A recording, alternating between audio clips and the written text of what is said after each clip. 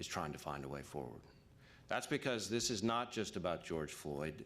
This is about all of those over the years who've been unjustifiably killed or had their rights violated by people entrusted with their protection. When law enforcement fails to fulfill its most basic duty to protect and serve its citizens, particularly members of a minority community, it not only tarnishes the badge we all wear, but erodes the trust that so many of us in law enforcement have worked so hard to build.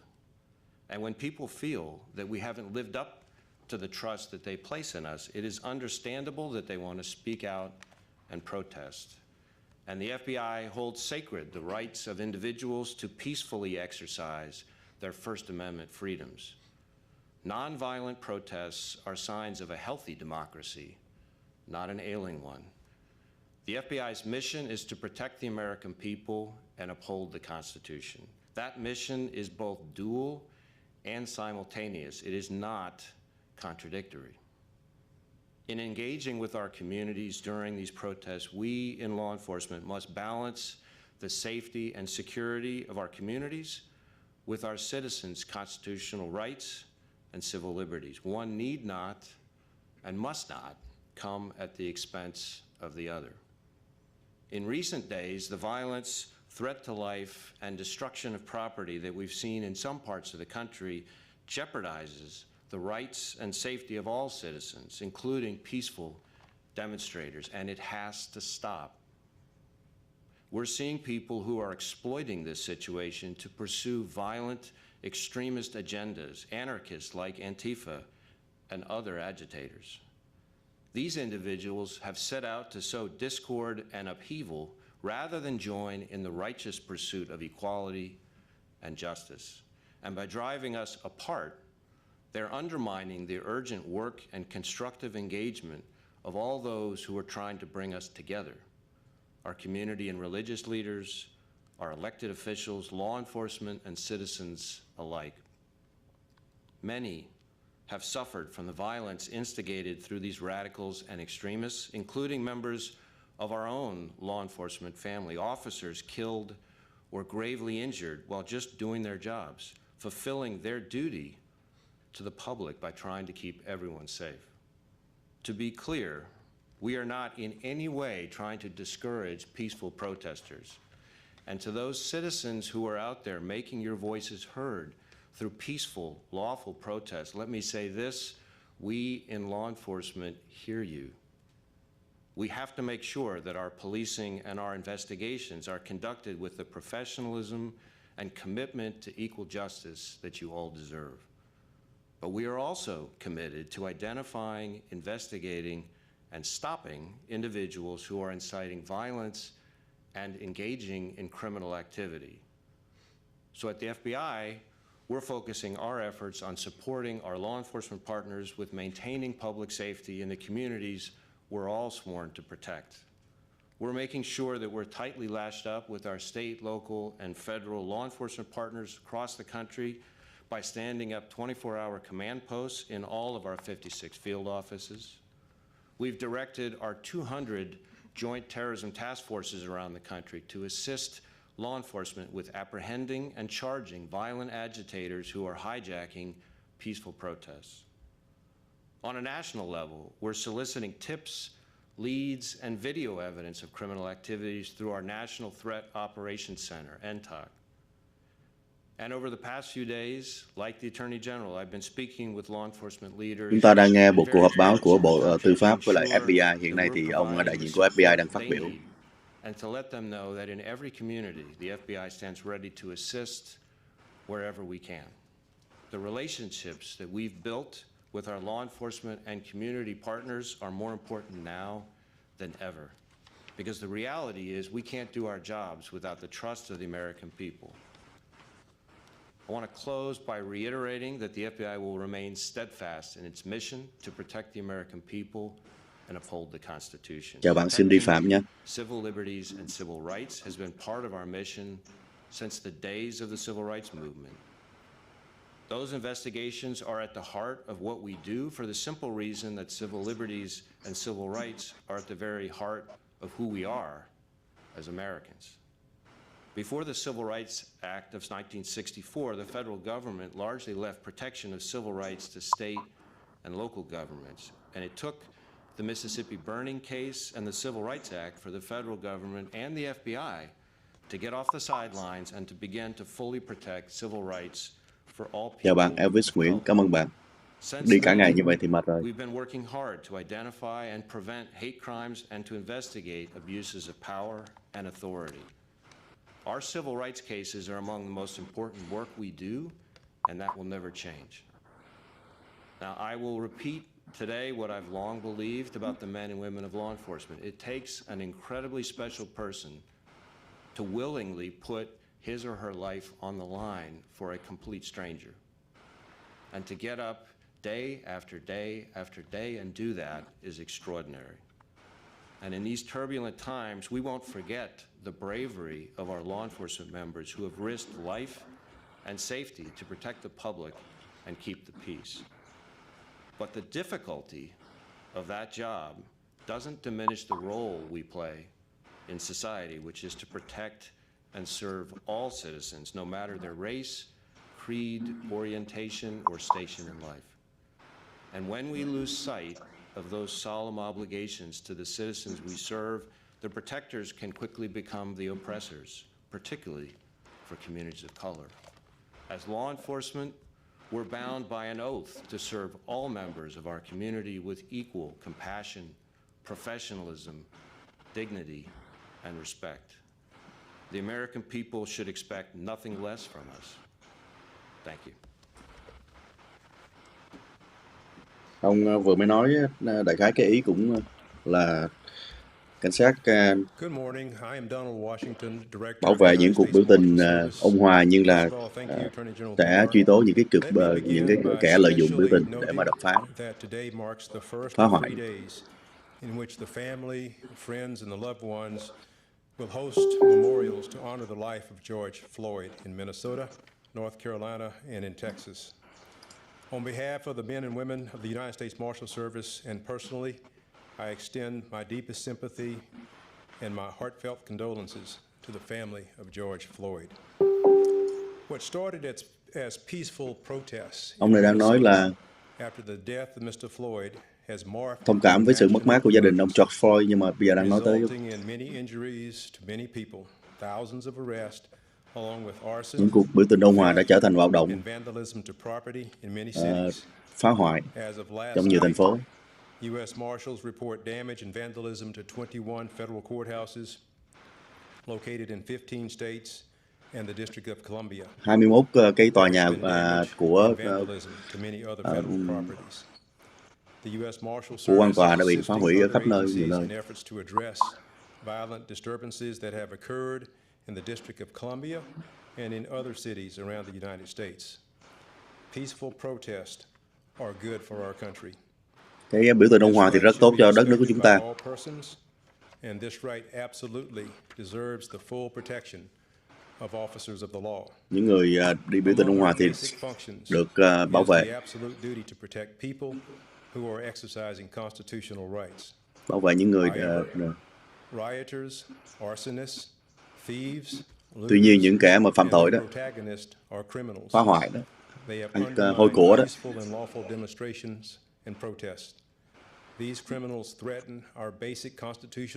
những người này thì là đe dọa tới nền tư pháp của chúng ta, hiến pháp của chúng ta, sẽ bị truy tố. U.S. Marshals have worked to ensure the rule of law by making sure that the federal judiciary and the federal judicial process operate unfettered and unintimidated. We have also worked tirelessly over the years to bring thousands and thousands of fugitives to justice, and today one of our primary missions is to find and protect endangered children. In the last week, U.S. Marshals have coordinated with U.S. attorneys and state, local, and federal partners to protect protesters and to address the criminal acts of others. Deputy U.S. Marshals are assisting with and conducting criminal investigations required by the criminal acts of persons who are instigating and causing violence against persons and property, where such acts violate federal laws. Working with our local law enforcement partners, we are also securing federal properties threatened by criminal acts and protecting persons from the violent acts of others. I believe strongly that this special mission is important to our democracy. We will protect those who are engaged in lawful protests, but we will arrest those who commit felonies in our presence. We are working violent crime warrants and investigating gang activities that incite riots or terrorism. We are assisting and partnering with federal, state, and local authorities consistent with our broad federal jurisdiction. To our local governments and Ông này private là sector đại diện leaders, cho we know that we National are Marshal, stronger, có thể dịch là much cảnh sát quốc stronger gia đó. when we work together. We will achieve our collective goals of protecting lawful protesters and lawful protests while also enforcing the law. Vẫn là cái thông điệp là bảo vệ những người mà biểu tình ôn hòa theo luật pháp, nhưng mà sẽ trừng phạt những kẻ mà lợi dụng. To have the confidence and the conviction to request and utilize all available resources to fight violence and to protect our communities. The U.S. Marshal Service is your partner too. In summary, Cảnh sát quốc gia sẽ là những người mà hợp tác với quý vị. Missions, and we will also assist our federal, state and local partners. Chúng tôi sẽ viện trợ cho tiểu bang và địa phương. I thank our concerned citizens for their patience and for their continuing support, and I look forward to any questions you may have. Thank you. Một cái tóm lại là mọi người đều nói tới cái vấn đề là biểu tình, những cuộc biểu tình ôn hòa thì được. Regina Lombardo, the acting director of ATF. For many special agents, one of the proudest moments is when you raise your right hand to take the oath of office, thứ trưởng của ATF, to support and defend the United States Constitution. And we take that oath seriously. However, in the moment, we don't know exactly what we will be faced with, what challenges we will have to overcome in order to uphold that oath that we took. In this moment today, we express our warmest sympathies to the family of George Floyd. Chúng tôi muốn gửi lời chia buồn sâu sắc tới gia đình của ông George Floyd. We also have sympathy for those that are suffering across the country. Và chúng tôi cũng gửi lời chia buồn tới tất cả những người đang đau khổ trên toàn nước Mỹ. Rất là đáng tiếc, nhiều cuộc biểu tình ôn hòa đã trở nên là bạo động. Responding to shootings, burglaries, arsons, bombings, especially destructive devices such as the Molotov cocktail. Bắn giết. Of the Attorney General, ATF has provided every available resource. We have deployed a large number of special agents. Our special response team. Chúng tôi đã đưa ra rất là nhiều những cái nhân viên đặc biệt để mà the Washington Metropolitan Police Department, để mà hỗ trợ cho các cái sở cảnh sát. And the United States Park Police to protect the public, property, and the national landmarks that để bảo vệ cho mọi người và cũng như là cho những cái nơi ở Hoa Kỳ.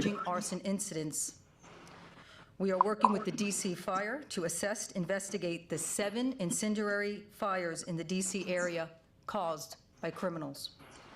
Chúng tôi làm việc với lại những cái sở cứu hỏa của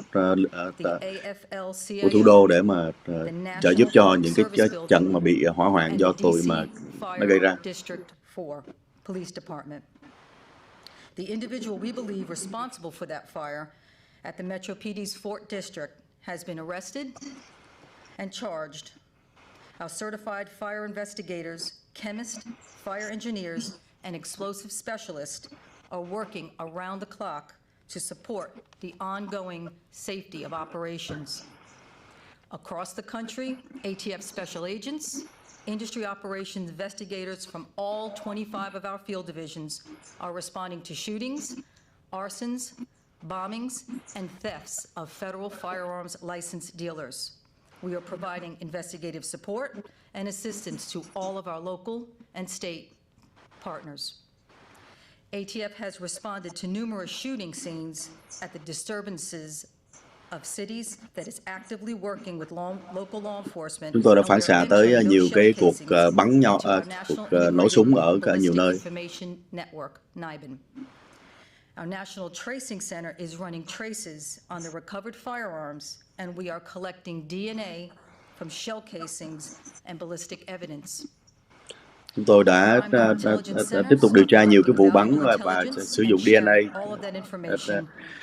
đã để lại trên những cái vỏ đạn. Representatives are working with the FBI in multiple cities, as well as our Department of Justice partners, the U.S. Marshal Service, the DEA, and the Bureau of Chúng tôi làm việc với Prisons. FBI, với lại Bộ Tư pháp, Law vân vân. enforcement working in partnership.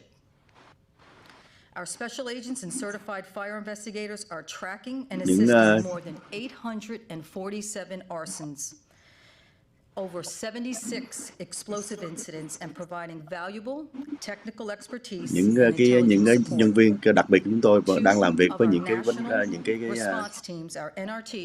cái mẫu tăng chứng nhiều lắm. And responding to Minneapolis and St. Paul, Minnesota.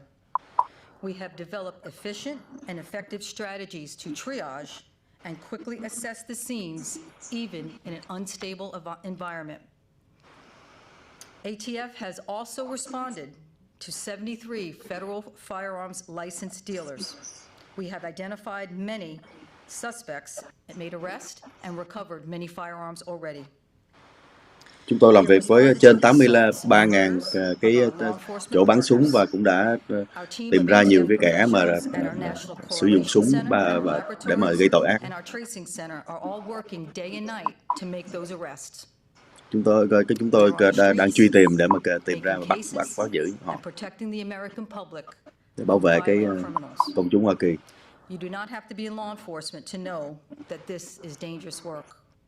Các anh không cần phải là mọi người đều biết đây là những cái công việc rất là nguy hiểm.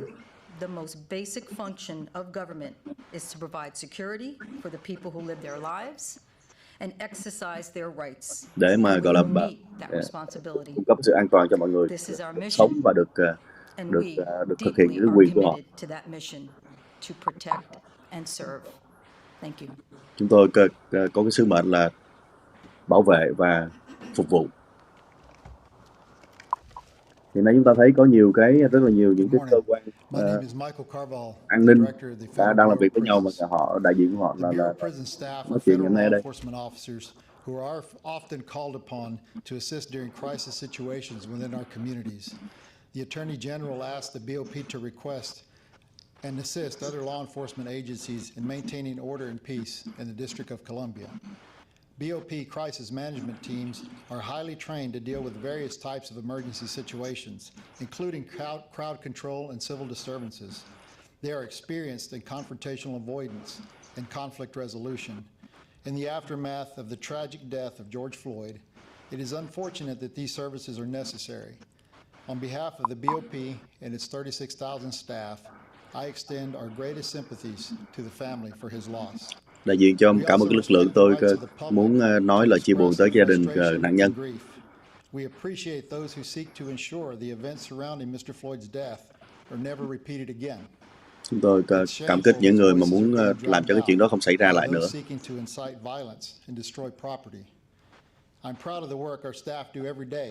Tôi rất là hãnh diện cái việc mà các nhân viên của tôi làm việc trong thời gian qua. Nãy không nghe kịp ông này là đại diện ở phía nào.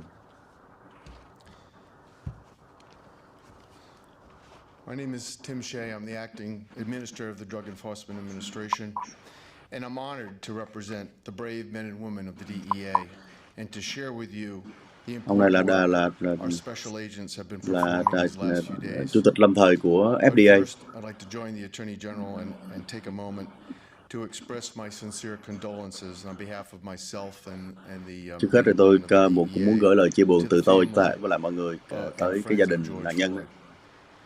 As well as to all those who mourned his passing. It was a tragedy. Và đối với những người đang thương cảm về cái sự qua đời của ông ấy. The DEA's mission, like all law enforcement partners, is to protect the American people. Before they receive their badge and credentials, every one of our special agents takes an oath to uphold the Constitution and the rule of law. And that's exactly what they're doing this week. As is the case with other significant events, Họ luôn luôn là thề ước là sẽ phục vụ và họ đang làm cái điều đó. to violations of federal law. And I'm proud of what our agency has done to assist our state and local partners to ensure that those who wish to peacefully protest may do so Chúng tôi in safety and without fear of violence. muốn bảo vệ những cái While người these mà events have been largely peaceful, agitators biểu tình một cách continue ôn hòa. to attempt to sow chaos. We've recovered weapons. We've had rocks thrown at our vehicles. Đối với những kẻ mà phạm tội, chúng tôi đang thu thập được những cái vũ khí rồi đá chọi này nọ vân vân. And during that time, our agents have acted professionally and admirably under these very difficult conditions. DEA special agents are providing security, conducting threat assessments, sharing that information on potential violations of federal law in real time. In addition, DEA continues to investigate drug-related crimes, including the theft of controlled substances from looted pharmacies, which is happening here in the District of Columbia and across the country. In the National Capital Region, approximately or over 150 DEA special agents have partnered with the Metropolitan Police Department at their request and the National Guard to enforce security posts and maintain a secure perimeter in designated areas. DEA has also provided over 11 mobile response teams, SRT teams, who are prepared to respond to high-risk situations and other requests for assistance, including medical services. DEA owes much of its success in enforcing our nation's drug laws to the assistance provided by the very federal, state, and local partners that need our help now. Every DEA agent out on the street helps free up one of our local law enforcement counterparts, in the case of Washington, the MPD, to carry out their policing functions and protect the public. DEA is committed to providing that support as long as it's needed, requested, and authorized. Our country was founded upon basic principles and rights, and chief among them is the right of free speech and the right to assemble. Cái đất nước chúng ta được thành lập trên nền tảng nhiều cái quyền, trong đó có quyền tự do phát biểu. By ensuring their voices can be heard, and that those seeking to exploit this situation are held to account. Chúng ta bảo đảm cho những người mà có quyền được phát biểu, nhưng mà cũng đồng thời cũng bảo đảm là những kẻ mà lợi dụng sẽ bị chịu trách nhiệm. Ông Bộ trưởng Tư pháp Wajaran. Thank you. To ask a question, you may press star and one. Once again, ladies and gentlemen, it's star and one to ask a question. Bây giờ thì họ nhận câu hỏi. And today's first question comes from Pete Williams with NBC News. Cái này là cuộc họp báo qua truyền hình, cho nên là cái người phóng viên như là phóng viên hỏi phải qua truyền hình chứ không phải là trước mặt họ. Why did you think it was necessary for you to take command of this, and where does that authority come from? Well, I think the rioting got going, I think, on Friday, May 29th, and got worse and worse over the weekend. It culminated or came to a crescendo over the weekend on Sunday evening right around the White House on H Street. On the northern side of Lafayette Park, and it was very serious rioting.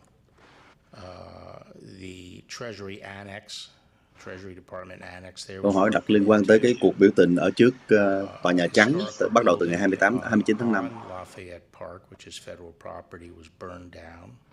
Ông mới nói rằng là cái đó là một cái cuộc biểu tình hết sức là nghiêm trọng. Mọi thứ. St. John's Church, right there across from the White House. And an old church that goes back to the 18th century and is referred to as the Church of Presidents. Ông nói tới cái nhà thờ mà đã xây được từ năm thế kỷ thứ 18 cũng đã bị burned. bị đốt. At Lafayette Park and used them as projectiles thrown at Secret Service and other federal agents. There were numerous head injuries among the federal personnel whose responsibility is to protect the White House. Nhiều nhân viên bảo vệ Nhà Trắng đã bị thương vào đầu. Until today, and virtually, the lion's share of these injuries came over the weekend. There were 114 injuries to law enforcement.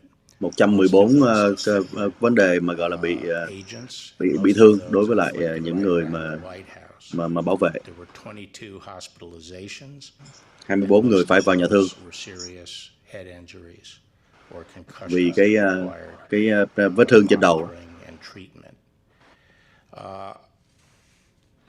On Monday, vào thứ Hai, the President asked me to coordinate the various federal law enforcement agencies, not only the multiple Department of Justice agencies, but also other agencies such as those in the Department of Homeland Security.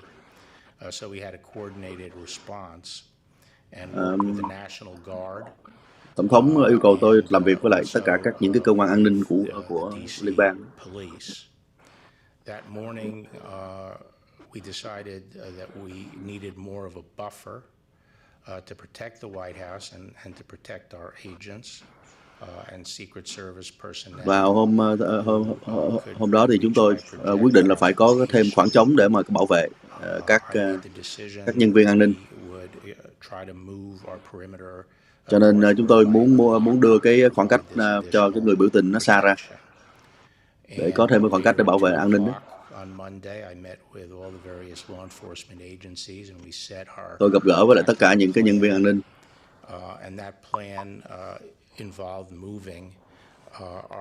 Đưa ra kế hoạch đưa kế hoạch để mà đẩy xa cái cuộc biểu tình thêm một block đường về phía bắc.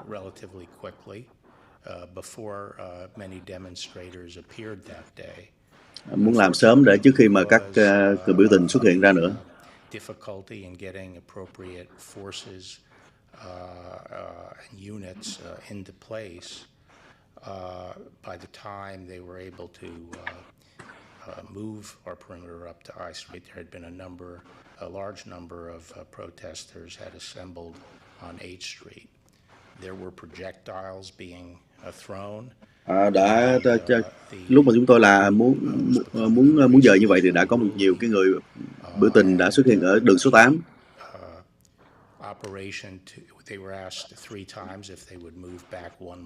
Chúng tôi đã thông báo 3 lần là cần phải lùi lại.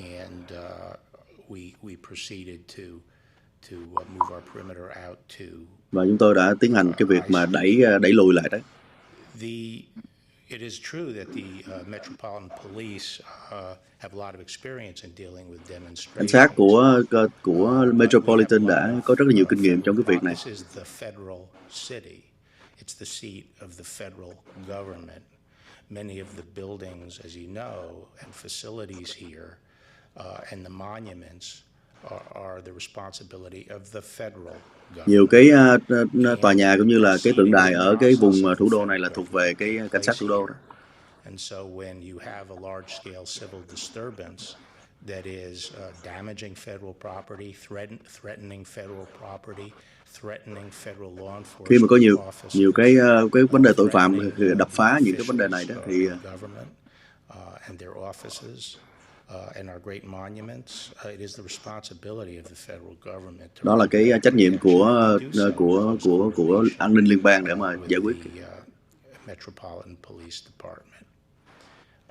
Fortunately, later that evening on Monday, after we did establish a buffer zone, thật là may mắn sau khi mà chúng tôi we were able to finish that day without further significant. Tới chiều ngày thứ Hai thì chúng tôi đã giải quyết được là đẩy nó ra xa đó, mà không có vấn đề. The assemblies and the protests were peaceful.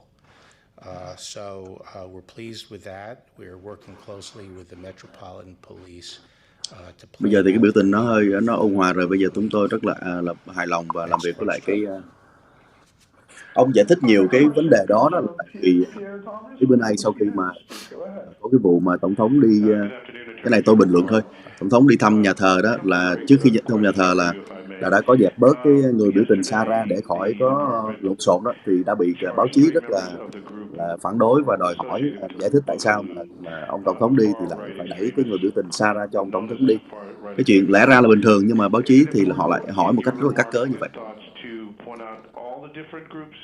That are involved in this type of violent activity. And then the second question is, Bạn Vĩnh Phụng hỏi là ông tổng thống có xuống hầm trú ẩn 1 giờ hay không? Tôi nghĩ là có, nhưng mà cái vấn đề đó có vấn đề gì không? Khi mà cảm thấy không an toàn, dù là bởi bom đạn của kẻ thù hay là của những kẻ mà biểu tình mà đập phá, thì cái chuyện mà ông tổng thống xuống hầm trú ẩn 1 giờ thì có vấn đề gì lớn hay không? Mà tôi thấy có nhiều người đặt ra một cách có vẻ giống như là giễu cợt hoặc là một cách mỉa mai gì đó. Cái đó không thành vấn đề. Đối với tổng thống, cái vấn đề an toàn của họ là quan trọng nhất. Bây giờ tổng thống nước nào cũng vậy thôi, Việt Nam cũng vậy thôi, Liên Xô cũng vậy thôi, Bắc Hàn cũng vậy thôi. Tổng thống là người duy nhất mà quan trọng nhất trong một cái đất nước mà phải bảo vệ ông bằng bất cứ giá nào chứ. Bây giờ tôi không có theo họ dõi được câu hỏi này rồi. The intelligence being collected by our U.S. Attorney's Office, particularly integrated by the FBI from multiple different sources, is building up. There are some specific cases against individuals, some Antifa related. A lot of the extremists are involved in egging on violence and participating in violence, providing the means of violence, we are pursuing those cases. At the same time, there's a lot of, I would also add, there's a lot of disinformation out there, people posing as different, as they're members of the different groups, so you sometimes have to dig a little deeper to determine exactly what's going on.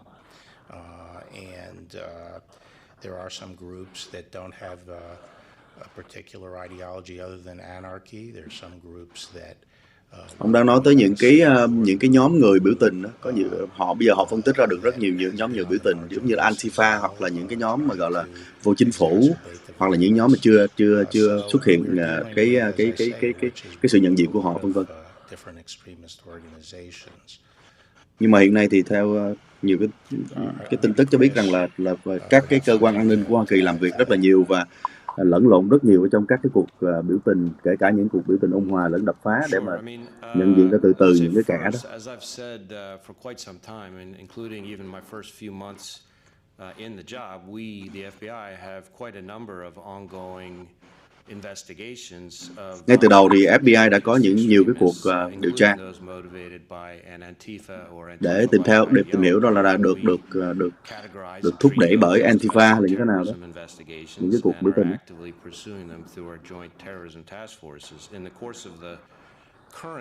Họ đã đưa ra cái đội đặc nhiệm gọi là chống khủng bố rồi đó.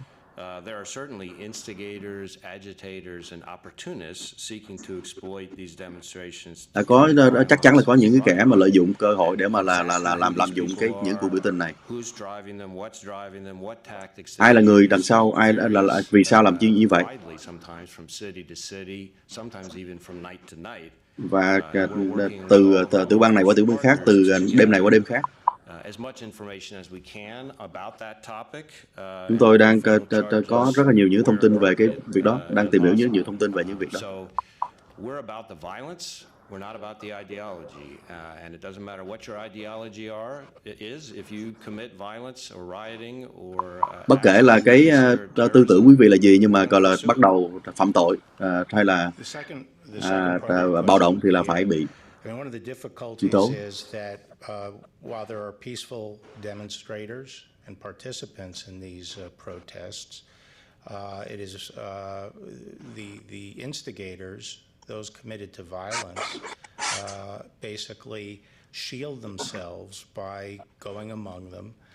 Những cái kẻ mà phá hoại là trú ẩn bằng cách đi vào giữa trong những cuộc biểu tình mà ôn hòa.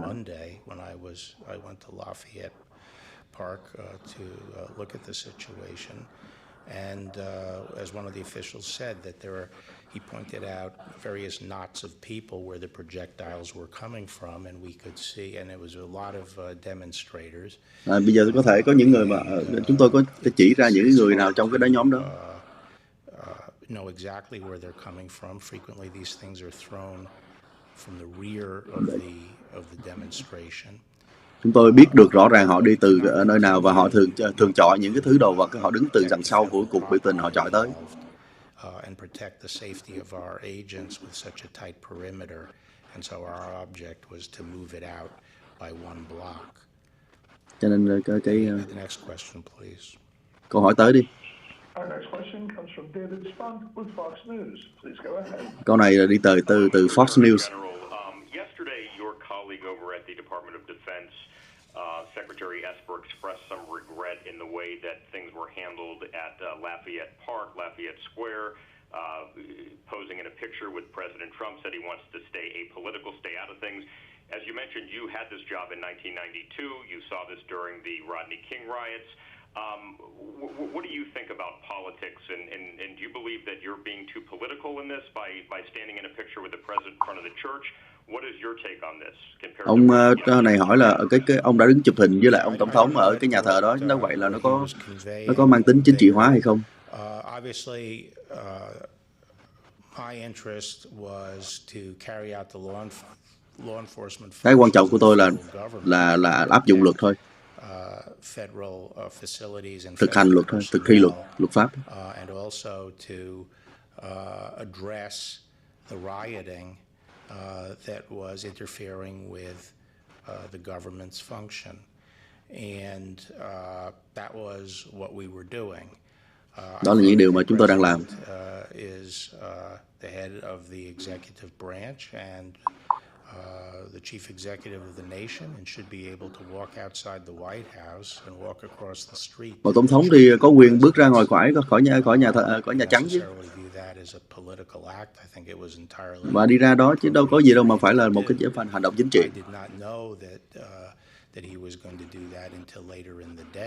Tôi không biết ông ấy đã muốn làm chuyện đó cho tới khi mà trễ hôm ngày hôm đó tôi mới thấy. Cái việc mà tạo rộng khoảng cách của người biểu tình không có liên quan gì tới chuyện mà phải tạo điều kiện cho ông tổng thống về chuyện đó cả.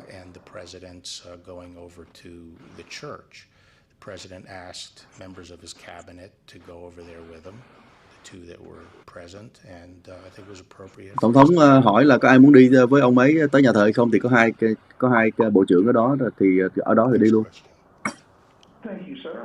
Một lần nữa là báo chí rất là thắc mắc và đặt vấn đề là tại sao lại phải tạo thêm khoảng cách cho tổng thống một cách đặc biệt như vậy để đi tới cái nhà thờ cầm cuốn sách đứng chụp hình đó.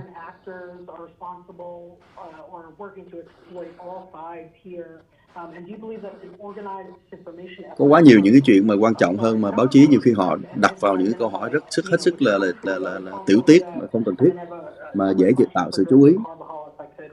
Trong khi những vấn đề căn bản hơn thì họ lại không đặt. I may ask Chris if he cares to provide a little more detail. I'm not sure how much detail we want to get into, but people shouldn't think that countries that are hostile to the United States, that their efforts to influence the U.S. or weaken the U.S. or sow discord in the U.S. is something that comes and goes with the election cycle. It is constant. And they are constantly trying to sow discord among our people, and there's a lot of disinformation that circulates that way. And I believe that we have evidence that some of the foreign hackers and groups that are associated with foreign governments are focusing in on this particular situation we have here and trying to exacerbate it in every way they can. Tôi có bằng chứng về những cái kẻ hacker của nước ngoài đó đã lợi dụng cái tình hình này từ nước ngoài để mà làm quá lên cái tình hình hiện nay. Foreign actors to choose to try to amplify events in this country to sow divisiveness and discord, and in particular có bằng chứng về những cái bọn bên nước ngoài để làm chuyện đó để mà tạo thêm mâu thuẫn mạnh mẽ hơn ở trong nước này. a bullhorn or an amplifier to gin up more controversy where controversy may already để mà tạo exist. thêm gọi là càng cái sự tranh cãi càng nặng nề hơn. Upheaval in that regard, and those foreign actors should know that we're watching it extremely closely. Và những kẻ bên nước ngoài như vậy thì phải cẩn thận. Chúng tôi đang để ý rất là kỹ những cái vấn đề mà những cái kẻ bên nước ngoài mà lạm dụng cái chuyện này. Director, can you address some concerns that have been raised in the last few days about the BOP, specifically that some officers stationed around D.C. Have said that they've been specifically told not to tell people that they work for the federal government. And last night we learned an inmate at the MDC in Brooklyn had died after officers used pepper spray on him after he barricaded himself. Do you have concerns there that non-lethal force resulted in someone's death?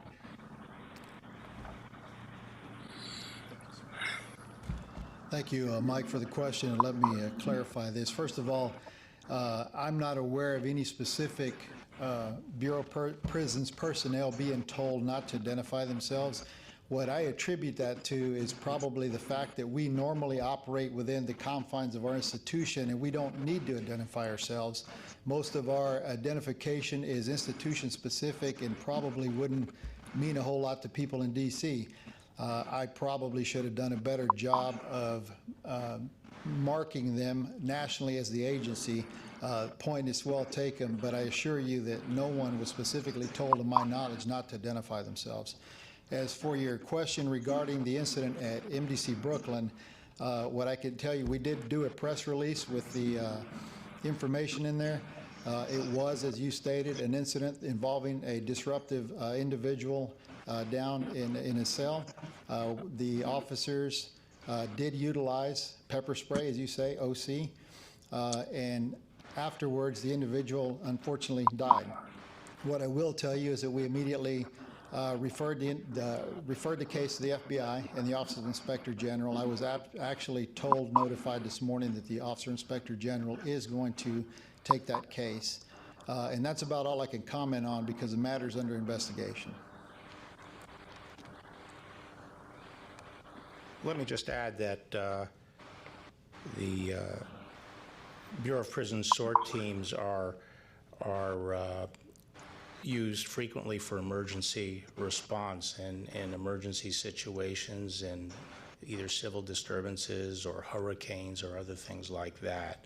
They're highly trained units, and in fact, in the Department of Justice, we do not really have large numbers of units that are trained to deal with civil disturbances. I know a lot of people may be looking back on history, think we can call on hundreds and hundreds and hundreds of U.S. Marshals, and that's simply not the case.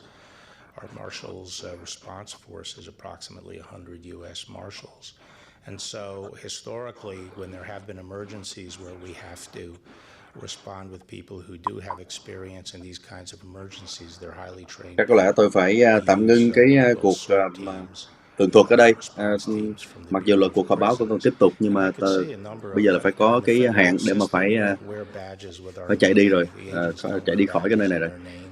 Nhưng mà một cách tóm tắt là chúng ta có thể thấy qua cuộc họp báo này là các cơ quan tư pháp của các cơ quan an ninh, các cơ quan tư pháp của Hoa Kỳ đang làm việc ráo riết với nhau để mà có thể gọi là tiếp tục tạo điều kiện cho đồng thời trong khi tạo điều kiện cho những cuộc biểu tình một cách ôn hòa lên tiếng, thì nhận diện những cái vấn đề tội phạm của những kẻ mà lợi dụng biểu tình để đập phá, để mà làm hại vân vân, trong đó có kể cả những cái tổ chức trong nước lẫn những cái người mà từ nước ngoài lợi dụng cái tình hình này để mà tạo ra cái mâu thuẫn ở trong xã hội Hoa Kỳ.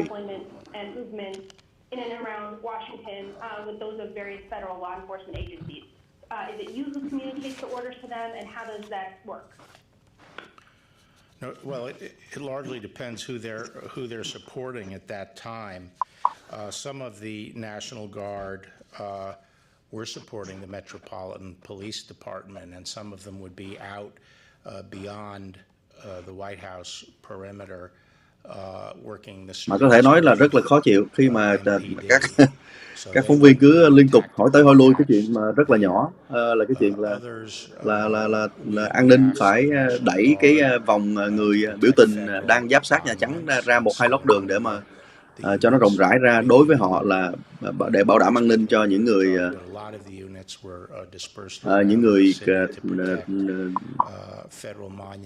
giữ an ninh.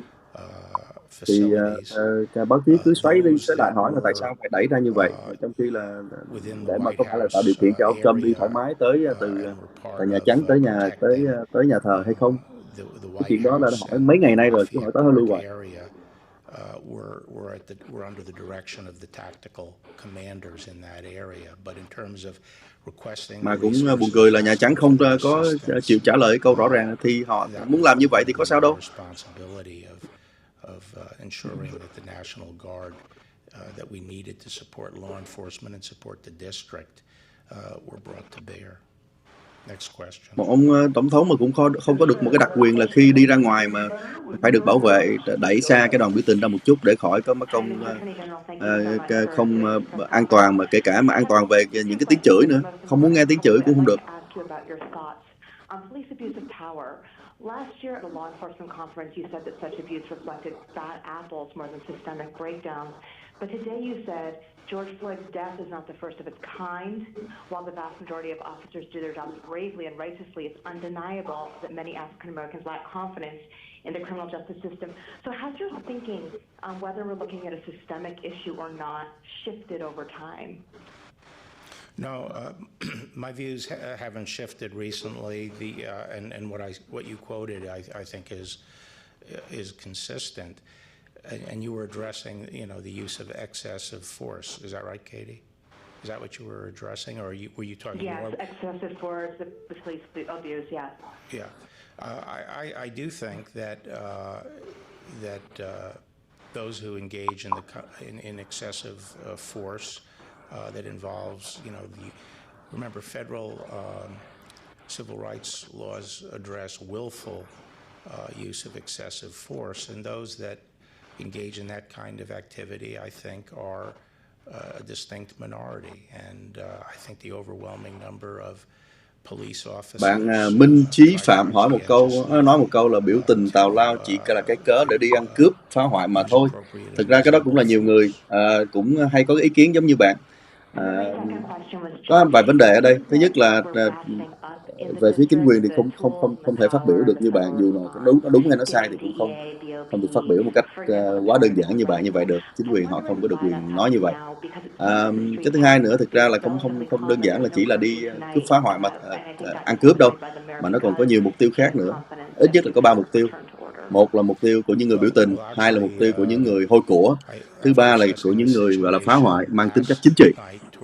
Và dĩ nhiên là Nhà Trắng thì họ sẽ nói, chính phủ thì họ nói theo cái cách mà gọi là hết sức là thận trọng và chính xác, chứ không được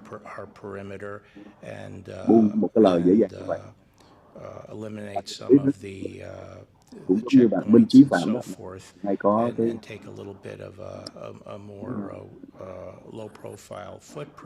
nhận định như vậy một khi mà đã không mất kiên nhẫn với lại cái vấn đề biểu tình mà đập phá. We have seen a sharp reduction in violent episodes and peaceful demonstrations, and our hope and expectation is that those will continue. And also because we now have on hand sufficient resources we feel to và nói tóm lại là trước khi đi thì tôi cũng một cái nhận định là nói tóm lại thì dù cho cái chuyện biểu tình mà nó rất là lộn xộn và nó lẫn lộn nhiều cái lý do mục đích và cũng như là tạo ra rất là nhiều những cái tiêu cực như hiện nay, thì chắc chắn trong những ngày tới, không sớm thì muộn, không 1 tuần thì 2 tuần 3 tuần, nhưng mà tôi không nghĩ là tới 3 tuần đâu, tôi nghĩ trong vòng 1 tuần cho tới cao lắm là 2 tuần nữa là nó sẽ phải giải quyết cái vấn đề biểu tình như thế này. Nước Mỹ đã qua nhiều cuộc biểu tình trước đây rồi và đã giải quyết được rồi, cho nên là dù có lý do gọi là lợi dụng cỡ nào đi nữa thì cũng sẽ giải quyết được. Tôi xin chào mọi người và xin hẹn gặp lại mọi người trong những lần tường thuật tới. Xin chào nhé. As I told the governors on Monday, it's very important